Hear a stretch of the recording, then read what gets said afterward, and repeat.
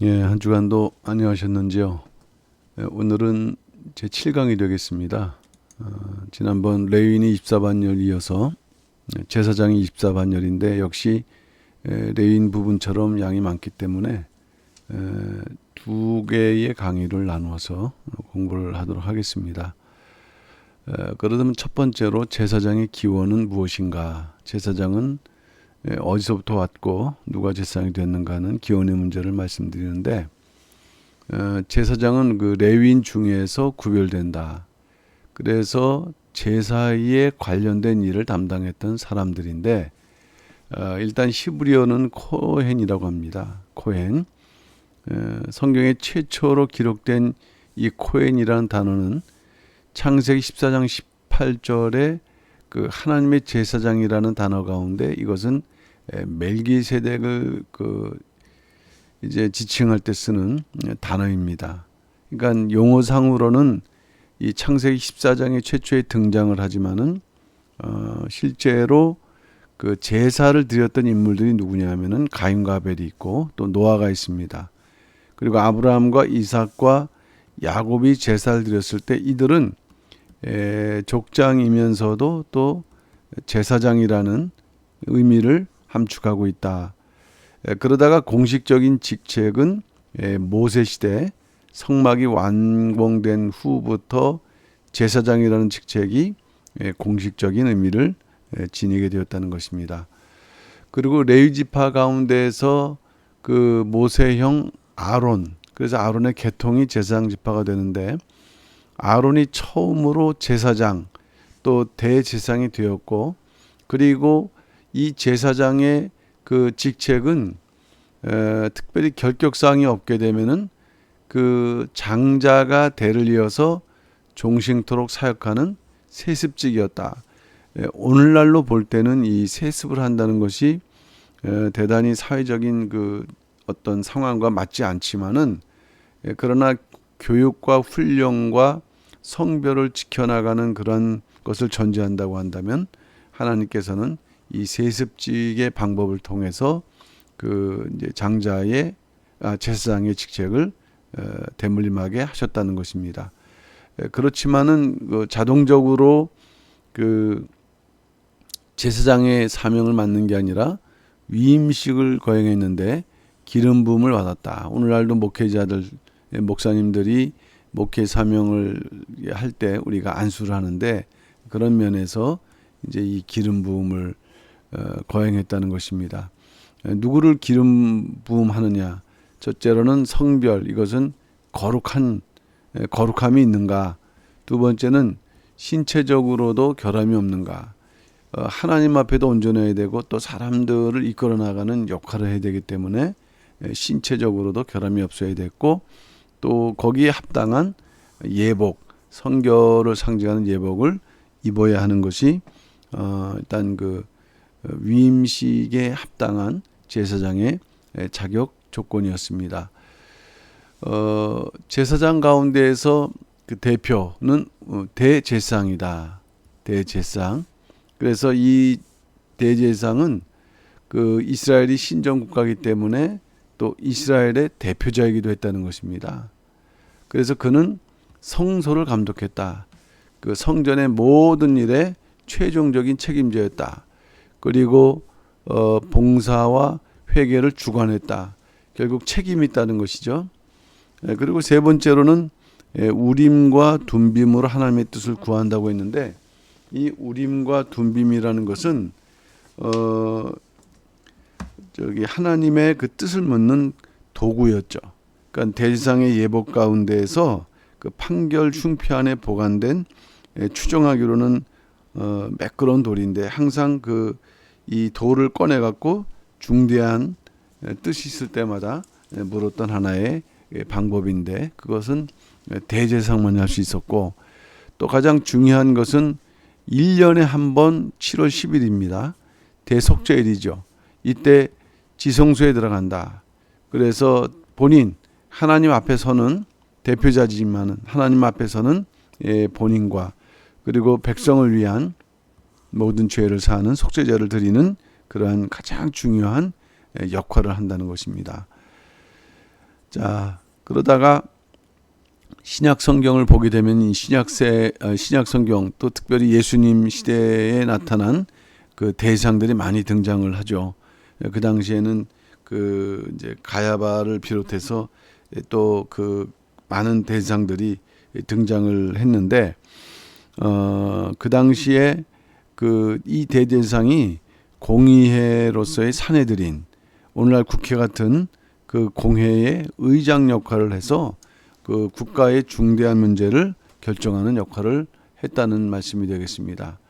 지금까지가 이제 제사장이 어떻게 시작이 되는가, 이스라엘 역사 속에서 어떻게 시작됐는가 하는 것이고, 두 번째는 성별. 제사장은 일반 그 백성들과는 구별된 거룩함이 있어야 된다는 그런 말씀이 되겠는데, 1차적으로 제사장은 혈통적으로 레위인이라고 했습니다. 그리고 아론의 후손들이라고 했습니다.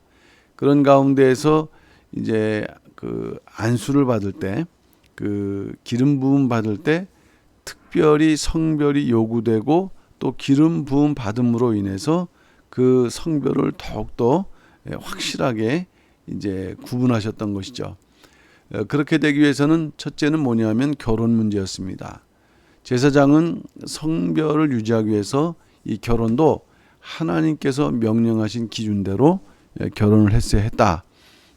일단 이것은 그 아까도 말씀드렸던 것처럼 제사장직은 이렇게 자동으로 승계된다고 말씀했는데 이 제사장이 하는 일은 제사이다. 제사는 누구에게 드립니까? 하나님께 드리는 아주 거룩한 그 행위가 되기 때문에 무엇보다도 거룩해야 된다. 거룩하기 위해서는 첫째로 혈통부터 대단히 순결해야 된다. 그것은 어떻게 이루어지느냐? 결혼이라는 것을 통해서 이루어지는데 하나님께서는 이 결혼에 대해서 규정을 엄격하게 정하시고 그 결혼이 이제 엄격하게 진행될 수 있도록 하셨다는 것이에요.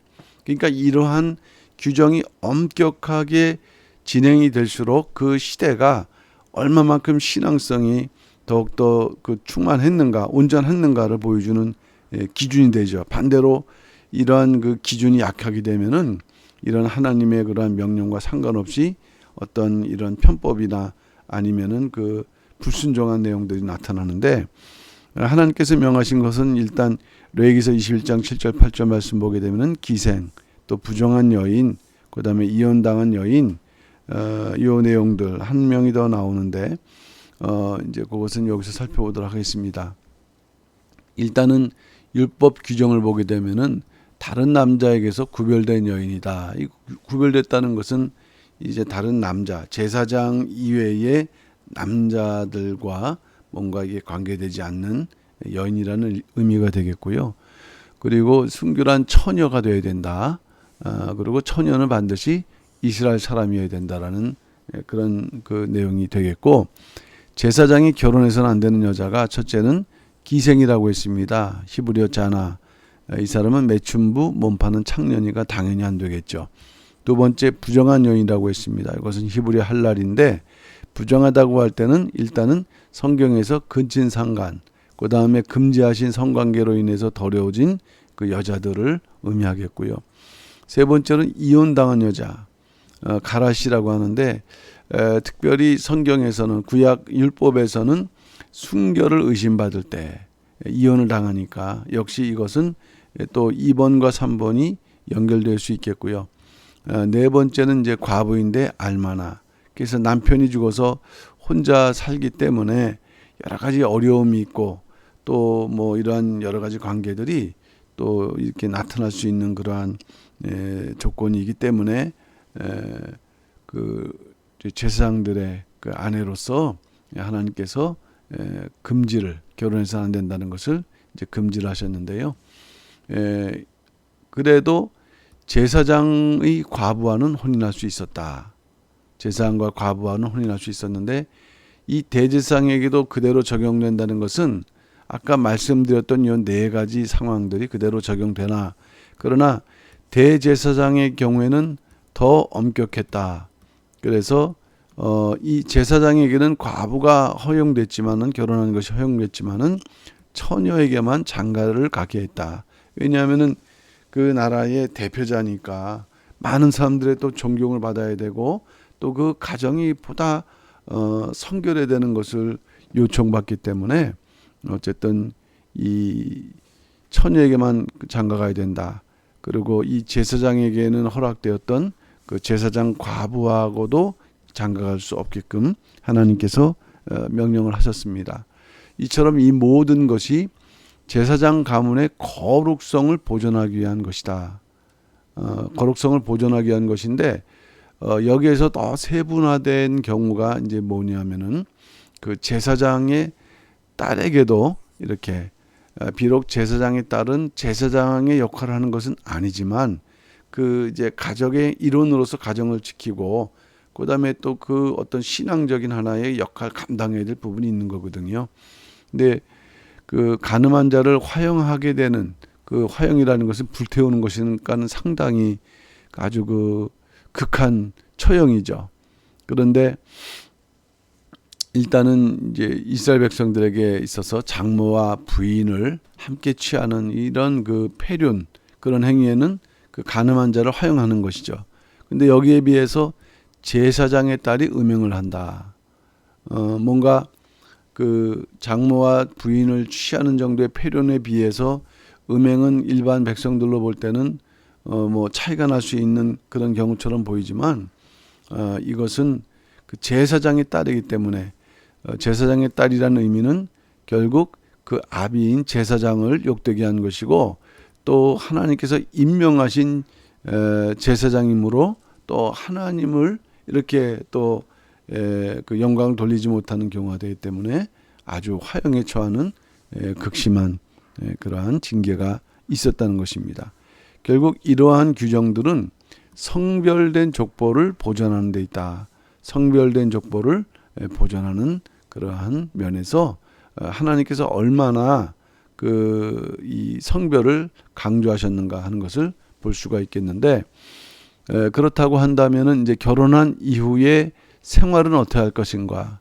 그렇다면 그것은 부정한 것과 정결한 것을 항상 분별할 수 있어야 된다는 것입니다. 이것은 오늘날도 마찬가지죠. 살아가면서 무엇이 하나님의 뜻이고 그렇지 않는가? 일단 우리는 이제 구약 율법을 통해서 그 당시 이 부정과 정결을 뭔가 그 구분하거나 그리고 부정을 정결케 하는 이런 방법에 대해서 어떤 방법을 하나님께서 명령했으며 그들은 이러한 문제를 해결했는가? 일단은 하나님께서는 사체, 죽음이죠.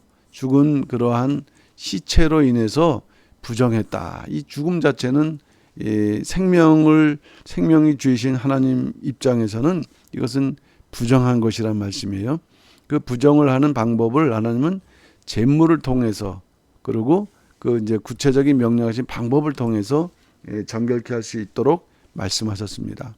민수기 19장 20절 말씀 볼 때 사람이 부정하고도 스스로 정결케 하지 아니하면 말씀에 순종해서 회개를 하지 않는다. 그리고 이제 그 방법을 통해서 정결케 되지 않는다 이 말씀이죠. 이것은 왜 중요하냐? 그것이 바로 여호와의 성소를 더럽힌다. 그러니까 그들이 개인적으로 죄를 짓는 것이 아니라 결국에는 하나님의 성전을 부정하게 하고 더럽히는 그런 죄가 되면서 참 총에서 끊어진다는 것은 얼마나 무시무시한 죄입니까? 징벌입니까? 그래서 이렇듯 어쨌든 이 부정함을 인간이 약하니까 당할 수 있지만 하나님께서 명령하신 그러한 방법을 통해서 부단하게 자신의 부정을 이렇게 해결하고 정결케 되는 그런 과정을 겪어야 되는데 정결의식법 하나님께서 이것을 영원한 율례라고 말씀했습니다.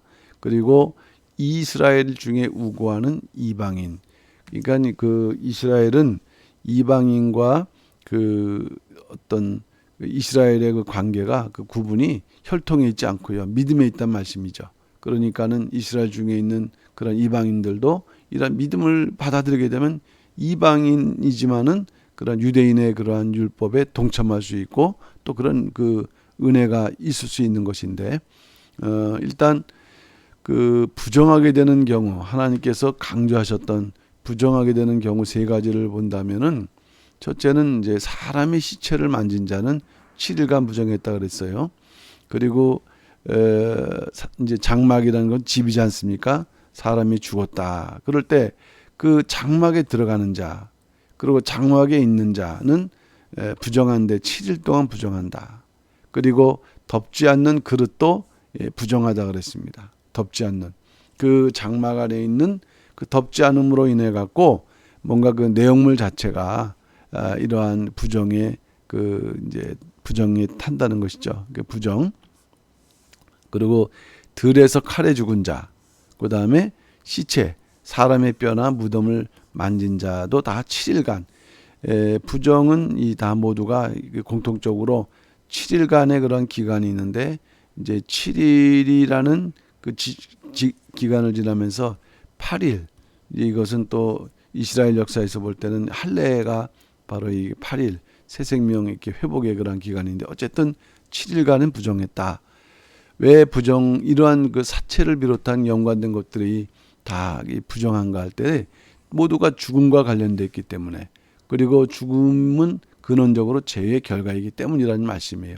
그러니까 결국 하나님께서는 이 죄에 대한 인식과 죄에 대해서 더욱더 철저하게 구별될 것을 이제 강조하시는 것이죠.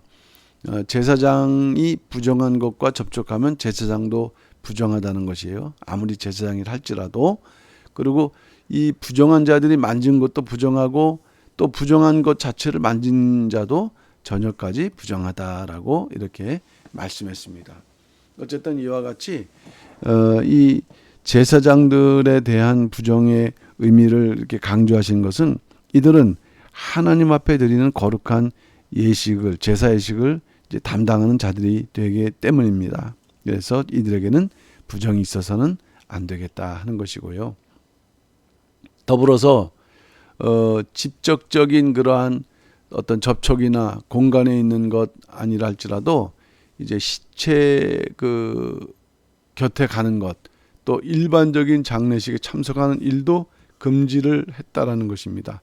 그만큼 이와 같이 이 죄와 관련되어 있는 이 부정의 의미를 강조하셨는데, 그래도 제사장들의 부모, 자녀, 형제, 출가하지 아니한 이제 친자매들에 대한 장례의 경우가 있을 때는 예외적으로 허용하셨다. 그럼에도 대제사장은 친부모의 시신조차 금지했다는 말씀이에요. 국가의 한 나라의 대표가 되는 제사장이기 때문에 그 규정은 더 엄격했다는 것을 말씀했는데, 하나님께서는 친자식이 죽어도 슬퍼하지 말라. 이게 얼마나 엄격한 하나님의 명령어 기준이 되겠습니까? 친사지. 실제로 그 아론의 아들 나답과 아비후가 있었어요. 그러니까 다른 불로, 하나님께서 명령하지 않은 다른 불로 분향하다가 죽임을 당했는데, 그럼에도 슬퍼하지 말라. 이거 인간적인 입장에서는 대단히 냉정하고 참 매정한 그런 일처럼 보일 수 있지만, 그렇지만 바로 이 대표자만큼이라도 이렇게 부정에 관계되어 있는 하나님의 뜻을 그런 이스라엘 백성들이 깨달을 수 있도록 이렇게 명령을 하셨습니다. 그리고 또 제사장들에게 이 부정과 관련해서 이제 머리를 삭발하고 수염을 깎지 말도록 했다. 근데 일단 이러한 행위는 이방의 행위예요. 특별히 우상 숭배하는 풍습처럼 이것은 죽은 자를 애도하는, 오늘 이제 추도 예배 또는 추모 예배 이런 형식으로 또 예배를 드리지만은, 사실은 성경적으로 이렇듯 이 죽은 자를 애도하는 또는 그러한 형식의 예배는 사실 하나님께서 허락하지 않으신 것이다라고 할 수 있겠어요. 레위기서 21장 5절, 제사장들은 머리를 깎아 대머리 같게 하지 말며 그 수염 양편을 깎지 말고 살을 베지 말고, 다 이 모든 것들이 이방의 우상을 숭배하는 풍속의 그런 방법이기 때문에, 그리고 하나님께서는 이 수염, 특히 수염을 말이죠, 그 사람의 위엄과 영예를 이제 상징하는 것인데, 이것을 깎는다. 다 잃어버리는 것이고, 그 강제적으로 또 수염을 깎게 한다. 이것은 극심한 모욕적 처사이며 그에게 수치를 주는 일이거든요. 그러니까는 과거 그 당시에 이러한 가장 중요한 자기의 신앙적인 위엄과 영예가 있는데, 그것조차도 또 이렇듯 그 죽은 자, 하나님께서 금지하신 부정한 것을 위해서 그것을 갖다가 이렇게 깎는다는 것은 전혀 하나님의 뜻과는 무관한 일이 될 수밖에 없습니다. 그래서 그런 것을 금지를 하셨는데 또 어쩔 수 인간 연약함으로 인해서 부정에 물들 수밖에 없다라는 말씀이에요. 그럴 때의 방법은 뭐냐? 민수기서 19장 2절 통해서 온전하여 흠이 없고 한 번도 멍에를 메어보지 아니하는 붉은 암송아지. 붉은 암송아지. 자, 이 붉은 암송아지가 그 정결을 회복할 수 있는 길을 예비해 두시는데, 그 정결을 회복할 수 있는 길을 예비하는 그 이전에 그의 희생이 있었단 말이에요. 자, 그러면은 어떠한 방법으로 이제 그 부정에서 정결할 수 있는 그러한 길이 있는가? 일단 제사장이 이 붉은 암송아지의 피를 흘린다. 피를 흘리게 한다는 것은 죽이는 거 아니겠어요? 죽인다. 그러니까 여기에 희생이라는 의미가 여기 있는 것이죠. 그리고 피를 회막압을 향해서 7번 뿌린다는 말씀이에요. 아까도 7일 동안 부정이라고 했는데 연관성이 있다고 할 수 있겠죠. 그 다음에 두 번째로는 피뿐만 아니라 가죽, 고기, 또 피, 똥까지 완전히 태워버린다. 그리고 태울 때 백향목, 우술초, 홍색실을 던져서 함께 태우면서 결국 완전히 태우게 되면 재가 남지 않습니까? 재는 어디에 보관하느냐? 짐 밖에 정한 곳에 보관하였다. 이 짐 밖이라는 것은 항상 우리는 이러한 구원의 테두리 이 밖을 말하는 것이거든요. 예수 그리스도도 영문 밖에서 십자가에서 달려 들어갔었기 때문에 절대로 죄를 짐 밖에 둔 것은 예수님의 십자가와 무관하지 않는 것이에요. 그래서 이러한 죄를 사용할 때는 이제 깨끗한 물을 갖다가 거기 이제 죄를 섞어서 그 물로 이렇게 정결케 되어 있다는 것인데, 결국 이 정결용 제물을 만들기 위한 붉은 암송아지는 무엇을 상징하는가? 흠이 없지요. 순전하고 또 멍에를 메어보신 적이 없는 그런 분이기 때문에 결국에는 누구를 예표합니까? 예수 그리스도를 예표한다. 대속의 제물로 대신 예수 그리스도를 예표한다. 예.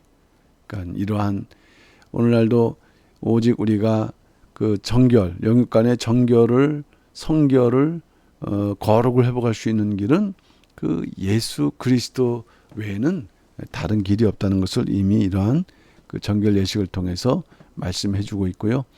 그 다음에 신체 규정도 하나님께서 정하셨는데, 신체 규정. 제사장은 흠이 있으면 직무를 수행할 수 없다고 그랬는데, 자, 흠이 어떤 흠이 있느냐 하면은 이 레위기서 21장 16절에서 20절은 12가지로 말씀했습니다. 소경, 보이지 못하니까 못하죠. 쩔뚝발이, 보이기에도 사실은 하나님 볼 때 거룩치 않습니다. 코가 불완전한 자, 또 지체가 더한 자, 발 부러진 자, 손 부러진 자, 곱사등이, 난장이, 눈에 백막이 있는 자, 괴혈병자, 버짐이 있는 자, 불알상한 자. 자, 이 모든 부분들이 그 번역상으로 어떤 그 우리가 정확한 어떤 병이라고 우리가 딱 지칭할 수는 없지만은, 이처럼 보기에 그 어떤 균형적이지 않고 또 불완전한 부분이 있는 그러한 경우들이 다 흠이 있다라고 이렇게 규정이 되었습니다. 그리고 그 육체적인 흠 외에도 하나님께서 또 여호와의 총회에 부적합한 그러한 그 기준도 말씀했는데, 신랑이 상한 자, 그 다음에 신이 베인 자, 요거는 생식기가 잘라진 자거든요. 다 이것이 어떤 그 생식과 관계 있는 이런 부분인데, 이것이 문제가 있는, 그리고 사생자, 예. 그러니까 뭐 어떤 정상적인 관계를 통해서 이렇게 태어나지 못한 10대까지, 그리고 암몬 사람이나 모압 사람도 부족하다고 할 때 신체적인 흠 외에도 이러한 경우도 제사장이 될 수가 없다. 총회 그 자격이 되지 못한다. 여기 총회라는 것은 히브리어는 칼이다. 불러내다, 부르다. 이 세상에서 이렇게 불러내서 하나님께서 이렇게 모으신 그 어떤 모임이란 말씀이에요. 근데 본래 뜻은 무기를 사용할 수 있는 장정들이라는, 총회 참석하기 위해서는 무기가 있어야 되고 장정이 된다. 그러니까 싸울 수 있는 자격자가 된다는 거죠. 그러니까 여호와의 전쟁, 그 다음에 제2제사죠. 법적 재판 등에 출석할 수 있는 어떤 그 자격자, 이제 30세 이상의 그 남성 전체에 있는 그런 그 자들이 되는데, 하나님의 부르심을 받고 신의 산에서 언약을 받은 하나님의 백성의 언약 공동체가 바로 이 총회라고 말씀드릴 수가 있겠어요.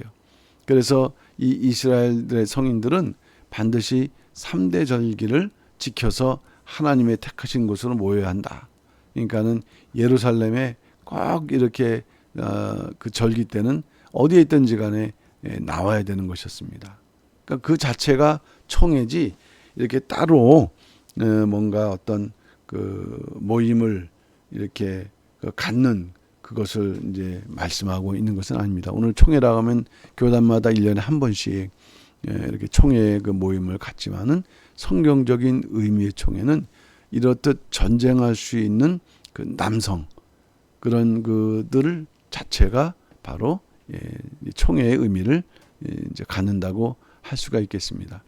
그렇기 때문에 이제 그런 총회에도 참석할 수 있고, 또 흠이 없는 그러한 그 자들이 제사장인데, 제사장 그 가문으로서 신체적인 결함이 있어 갖고 그 행하지 못하는, 그 직분을 행하지 못하는 자들에게도 하나님께서는 세밀하게 그 똑같이, 비록 그 행위는 못하지만은 그 지성물 성물을 나누어 가질 수 있는 권리를 주셨다. 레위기서 21장 22절 23절, 그는 하나님의 식물의 지성물이든지 성물이든지 먹을 것이나 장 안에 들어가지 못할 것이요 라고 이렇게 하나님께서 그들을 기억하시고 배려하셨다는 말씀이 되겠습니다.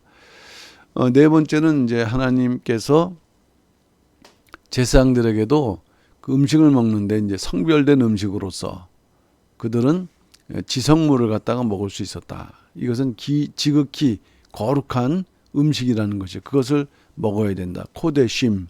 그러니까 요 쉼이라고 할 때는 복수형의 의미인데, 그 거룩의 두 번, 코데시가 두 번 반복된 최상급이면서 복수적인 의미를 지니고 있는 거룩한 것들 중에 거룩한 것들. 그러니까 무엇일까요? 일단 거룩한 장소에 있는 음식이고, 거룩한 성소에서 그 먹는 음식이며, 또 거룩하게 취급해야 될 음식이 바로 지성물이라는 말씀이고, 이것을 제사장들이 먹을 수 있다. 일단 속죄제를 드리고 속건제를 드리고 소제를 드릴 때 제사장의 목과 진설병이 지성물이 됩니다. 그러니까 이러한 제사가 있을 때 그들이 음식을 먹을 수 있었던 것이고요. 근데 이런 지성물 외에 그 제사장의 가족이 있지 않습니까? 가족과 함께 먹을 수 있는 성물은 요 세 가지에 해당되지 않고, 화목제 중에서 또 요제로 드리거나 그 다음에 거제로, 특별히 거제는 제사장이 이렇게 하나님께 드리는 위아래로 이렇게 드리는 제사의 방법인데, 그때 제물의 뒷다리, 또 여호와께 드린 첫소산, 이런 것들을 이제 드리는 제물들은 자기 자손들, 가족들과 함께 먹을 수 있었다는 말씀이 되겠습니다. 그러니까는 이 제사장들은 이제 그 속죄제, 속건제, 소제의 제물을 먹을 수 있는 반면에, 또 가족들과는 이제 화목제 중에서 요제, 또 거제로 드리는 그 음식을 먹을 수 있었다. 이렇게 말씀을 할 수 있겠습니다. 그렇지만 제사장이라 할지라도 또 그의 자손과 더불어서 이 부정한 상태, 아까도 말씀드렸던 것처럼 사체를 만졌거나 또 함께 있거나 하는 이런 부정한 상태에서는 성물을 가까이 하지 말라. 하나님께서 끊어진다는 것은 제사장의 직분을 잃을 뿐만 아니라 생명의 위협을 느낄 수 있는 것이다. 그러니까 그렇다면은 어떤 경우냐? 그 문둥병자, 유출병자가 될 경우에 뭐 태어날 때부터 그런 건 아니겠죠. 그래서 제사장 중에 문둥병자, 유출병자가 된 자들은 성물을 먹지 못하게. 그다음에 시체로 더럽힌 자, 설정한 자, 부정한 벌레나 부정한 사람에게 접촉하고 씻지 않는 자. 그다음에 외국인 제사장 데리고 있는 나그네나 품꾼. 또 외국인에게 출가한 제사장의 딸. 이건 아까 말씀드렸던 것처럼 요 거제라든가 화목제 중에 요제를 먹는 그런 대상이 되겠죠. 자, 이들은 성물을 먹지 못한다. 그런데 제사장이 돈 주고 샀거나 여기 보게 되면은 데리고 있는 경우하고 또 돈 주고 산 경우가 있습니다. 이것은 이제 그 대가를 치렀기 때문에 이 그 돈 주고 산 그 품꾼 또 그 집에서 출생한 품꾼은 성물을 먹을 수 있고, 그리고 그 과부든 이혼을 당해서 친정에 돌아오면 아비 음식을 먹는다는 것은 이제 제사장의 그러한 그 자녀 가운데에서 이러한 그 우환을 당해서 친정에 온 경우에도 그 먹을 수 있도록 했다는 말씀이겠고요. 부지 중에 알지 못하는 가운데 성물을 먹는 경우 있을 경우에는 자기가 먹은 만큼 5분의 1을 더해서 제사장에 보상하라라는 그러한 규정을 이제 말씀을 했습니다. 그런데 이렇게 엄격하게 그 제사장된 자들에게는 성별을 요구하셨다. 참 이 제사장이 존경받고 또 뭔가 대우받는 입장이 있는 것 같지만은 그들이 지켜야 될 아주 거룩함을 위해서 부정으로부터 구별되고 지켜야 될 엄격한 규정이 있다는 것인데, 하나님은 그것을 통해서 우리에게 무엇을 말씀하느냐? 오늘날 제사장이 된 성도가 어떻게 하나님을 섬겨야 되는지를 일깨워주는 거죠. 우리가 똑같이 적용할 필요는 없습니다. 구약의 율법대로. 중요한 것은 철저한 성별이라는 것이에요. 오늘날 그리스도 안에 있는 성도들은 다 거룩한 제사장인데 바로 종말 성도들이 어떻게 살아야 될 것, 그것을 히브리서 12장 14절에서는 이렇게 말씀하고 있죠. 모든 사람으로 더불어 화평함과 거룩함을 조치라 말씀했습니다. 화평함과 거룩함, 이것이 없이는 아무도 주를 보지 못하리라. 그러니까 이 화평함과 이 거룩함의 정신 속에서 이 구약의 제사장들의 성별의 그러한 규정을 지켜야 됐다는 것입니다. 자, 오늘의 마지막 세 번째로는 직무죠. 제사장의 직무. 제사장이 감당해야 될 직무. 제사장은 어떤 식의 활동을 봉사를 했는가 하는 것을 배워야겠습니다. 하나님께서 이스라엘 선민으로 구별하신 목적이 뭔가? 그것은 결국 그 민족 자체가 제사장이라는 거예요. 이스라엘이 있으면은 주변에 많은 나라가 있지 않습니까? 그러니까 제사장을 통해서 하나님께 나간다고 할 때 바로 제사장 국가고, 이 많은 나라는 바로 이 하나님으로 나아가는 누굴 통해서? 이스라엘 백성을 통해서. 그것이 본래 하나님의 뜻임을 출애굽기 19장 6절에서도 말씀을 하고 있습니다. 그래서 하나님께서는 율법, 그 다음에 성소, 성전이죠. 그리고 제사장과 레위인을 세우셨다. 결국 제사장과 레위인은 종교 생활을 이끄는 지도자들입니다. 특별히 제사장은 제사를 집례한다 그랬죠. 그러니까 이스라엘은 신정 국가고 하나님께 세우신 국가이기 때문에 가장 중요한 게 제사라는 것이에요. 그러니까 제사장의 직분이 얼마나 중요하다. 믿지 않는 사람 볼 때는 뭐하냐 하겠지만은 그 하나님 입장에서는 가장 중요한 역할을 하는 것입니다. 두 번째, 레위인, 이 제사장을 돕는 자들이라 그랬습니다.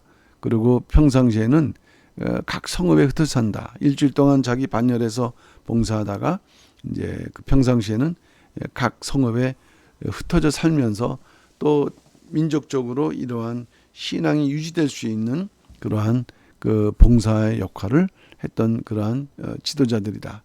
그러면 제사장들이 담당해야 되는 중요한 두 가지 직무가 있다. 첫 번째는 무엇인가? 하나님의 말씀을 해석해주고 가르쳐준 일을 했다. 그러니까 어쩌면은 이것이 순서적으로 앞으로 나온다고 할 때는 제사를 드리는 일보다도 더 중요하게 여기는 하나님의 그러한 그 명령하신 직무가 될 수 있다는 말씀이 되겠어요. 신명기 33장 10절 주의 법도 하나님의 법도를 야곱에게 주의 율법을 이스라엘에게 이것은 이스라엘 백성들을 의미하는 것이죠. 율법. 그러니까 이 율법과 법도를 깨달음으로 인해서 그 하나님께 나아가는 제사를 드려야 된다는 걸 아는 것 아니겠습니까? 그러니까 이 제사장의 직무는 제사를 드리게 할 수 있도록 백성들에게 말씀을 해석하고 가르치는 일이다. 그러니까 오늘날 성도들도 이와 같이 이런 사명을 이제 갖고 있는 것이고요. 그 다음에 시대마다 바로 이러한 사명이 살아있을 때 구속사가 계속 이어져 왔다는 것을 알 수 있겠는데 그 대표적인 역사가 종교개혁을 이루었던 여호사밧 왕은 통치 3년에 그 이스라엘 백성들이 어떻게 제사를 드려야 될 것인가, 어떻게 법도대로 살아야 될 것을 알기 위해서 방백 5명, 제사장 2명, 레인 9명을 이제 전국적으로 파송해서 율법을 가르치도록 했다. 율법책을 가지고 유다에서 가르치되 모든 성읍으로 다니면서 순행하면서 이스라엘 백성들을 가르쳤다는 말씀인데 역할이 달랐어요. 방백이 있고 제사장이 있고 레인이 있는데 제사장은 특별히 율법을 해석하는 권위의 역할이 있다고 한다면은 레윈들은 그 율법의 해석한 내용을 뭔가 이제 적용하는 실무에 능한 그러한 역할을 했고요. 일단 방백들은 행정처리지만은 그 행정처리도 그 율법의 근거에서 이제 행정을 처리하고 말씀을 가르쳤다는 그러한 역할을 통해서 이 여호사밧 왕 때는 전국적으로 이 말씀에 대한 지식이 이렇게 밝아지는 시대, 그리고 종교개혁을 이뤘던 시대가 되는 것입니다. 그러니까 특별히 제사장들은 율법에 관한 모든 문제에 있어서는 최종적인 권위를 가진다. 최종적인 권위를 가진다. 무엇이냐? 거룩한 것은 무엇이고 속된 것은 무엇이냐? 이 구분을 할 수 있는 그것에 대한 그 권위를 말씀에 입각해서 이제 말씀한 것이죠. 부정한 것과 정한 것. 그러니까 여기서 사실은 엄밀하게 보게 되면은 이 거룩한 것과 부정한 것 사이에 속된 것이 있다는 거예요. 요거는 부정한 것과는 조금 다른 세속적인 그런 의미를 지니는 것이죠. 이것이 지나칠 때 이제 부정한 것이 된다는 말씀이에요. 그러니까 결국에는 정한 거룩한 것을 알고 살아갈 수 있도록 이렇게 완전히 부정한 거, 그 다음에 거룩하지 않는 가운데에서 뭔가 애매한 이 부분까지도 구별해낼 수 있는 그러한 그것을 가르쳤다는 말씀이에요. 에스겔 44장 23절에서 이것은 그 에스겔 성전의 그러한 회복의 규례를 말씀하는 내용인데 내 백성의 역시 거룩한 것과 속된 것의 구별을 가르친다. 부정한 것과 정한 것을 분별하게 할 것이다. 반복적인 것 같지만은 이런 차이가 있다는 것을 아시면 좋겠습니다. 그리고 이제 중요한 두 번째 그 직무가 결국 제사죠. 분향하고 온전한 번제를 단위에 드린 일입니다. 신명기 33장 10절 주 앞에 분향하고 온전한 번제를 주 단위에 드리로다 말씀했어요. 결국 가장 그 온전한 번제를 드리는 역할인데 그러면 하나님께서 이스라엘 백성들에게 이 번제를 요구하신 이유는 뭐냐? 그 결국 죄의 문제다. 첫째는 백성들의 죄, 대표니까. 두 번째는 또 이들에게도 그 자신의 죄가 있다. 그 죄의 문제를 해결하기 위해서 번제를 계속 드림으로 이게 계속 그 정결을 유지해 나갈 수 있도록. 자, 민수기 18장 1절. 여호와께서 아론에게 이르시되 너와 내 아들들과 내 종족은 성소에 대한 첫 번째 성소에 대한 죄라 했습니다. 담당할 것이요. 너와 내 아들들은 너희가 그 두 번째 제사장 직분에 대한 죄를 함께 담당하실 것이다. 하나님께서 물으시는 죄는 두 가지였습니다. 그러면 이것을 제사장들이 담당해야 되는데 첫 번째가 성소에 대한 죄라 그랬죠. 성전에 관련된 죄. 근데 이것은 뭐냐면은 레위인 제사장 이외의 사람들, 다시 말하면은 이스라엘 백성들이 짓는 죄를 말하는 거예요. 근데 그 죄가 하나님의 성소를 부정하게 하는 그 죄가 된다. 그것을 이제 번제를 통해서 속죄하게 하는 그런 말씀이 되겠어요. 그러니까 우리가 생활 속에서 짓는 또 살아가면서 짓는 죄인데 이 죄는 성소에 대한 죄다. 이것을 해결할 수 있도록 제사를 이제 드리게 했던 것이고 또 제사를 드리는 제사장들이 또 죄가 있는데 그건 뭐냐면 제사장이 자기 직무에 양심적으로 하나님께서 명령하신 대로 정직하게 하지 않고 소홀하고 이렇게 정말 충성을 다하지 않는 그것이 죄가 된다. 그러니까 그걸 하나님 아시기 때문에 매년 대제사장이 성물을 위해서 속죄하고 성결케 함으로 인해서 그 속죄가 다 이루어진다는 것을 말씀했죠. 히브리서 7장 27절 저 대제사장들이 먼저 자기 죄를 위하고 자기 죄 이제 요것이 이 제사장 직분에 대한 것입니다. 그 다음에 백성의 죄를 위하고 이것이 아까 성소에 대한 죄를 위한 것이다. 결국 뭐 모든 그런 죄를 다 포함해서 그들이 제사를 드리는 역할이었습니다. 제사장들의 성소 안에서 담당해야 될 사역 이제 가장 중요한 또 부분이기도 한데요. 성소 안에서 담당해야 될 그러한 사명은 뭐냐면은 첫째로 그들은 그 성소 안에 7등잔이 있습니다. 7등잔. 순결한 감람류로 등불을 켜는 일을 했다. 그러니까 등대 앞에서 비추게 하라고 명령하셨는데 이렇게 그 성소와 지성소가 있으면은 여기 이제 법궤가 있고요. 그 다음에 이쪽에 등대가 있습니다. 그리고 여기에 진설병이 있고 여기 향단이 있지 않습니까? 그러니까 등대 앞에 비추게 하시라. 등대 앞을 비추게 하라는 것은 그 정면에 있는 이 진설병 쪽 앞쪽을 향해서 이렇게 비추라라는 그런 그 명령이 되겠는데 어쨌든 등불을 켠다. 두 번째는 등불을 정리한다. 꺼지지 않도록. 이건 영원한 규례다. 늘 깨어 있어야 된다는 얘기예요. 그러니까 꺼지면 큰일 나는 것이죠. 제사장은 저녁부터 아침까지 편히 쉴 수가 없어요. 지켜봐야 되기 때문에 늘 깨어 있어야 될 것을 말씀하는 거죠. 그렇게 되기 위해서는 제사장은 그곳에서 밤을 지새우면서 말씀을 묵상하거나 백성을 위해서 기도했다라는 것. 예. 세 번째는 대제사장 아론이 아침 저녁 등불을 손질할 때마다 분향단에 향기로운 향을 사르도록 했다. 그래서 이 성소에 쓰여지는 향기로운 향은 하나님께서 받으신 향이기 때문에 첫 번째는 모세가 만들었고 그 다음에는 부살렐, 올리압 또 마음의 지혜로운 자들이 풍자향, 나감향, 뭐 소향 이런 어떤 하나님께서 받으시는 명령하신 향들을 이렇게 사르도록 그들이 역할을 했고요. 그 다음에 이제 그들은 그 진설병 아까 등대 앞에 있는 떡상이 있는데 그 앞에 순결한 상 위에 매번 진설병 12개, 12지파를 상징하죠.